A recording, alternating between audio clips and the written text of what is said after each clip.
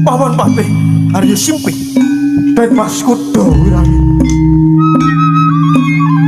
ngantos panjenengan apa kula estunipun panjenengan menika batas tidak pun Kanjeng Paman dan Mas Kuda Wirangi kula satur panjenengan dalem dan kula watos ngonten papan niki kula kepengin sanget sowan wonten ing Praja Majapahit jalaran kula dipun timbali dening Jeng Prabu Brawijaya supaya sowan wonten ing Praja Majapahit Mas. Panjenengan nampi tinimbalan ngersaning Kamar Prabu Brawijaya.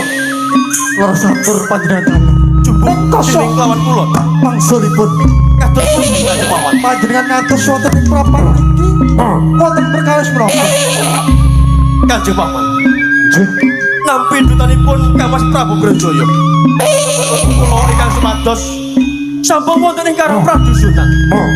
Nyatanipun Kanjeng Paman sedaya para kawula ingkang papan wonten ing tlatah Praja Majapahit samya guyub rukun gemah ripah loh sinau Kartata Raharja Kanjeng Paman.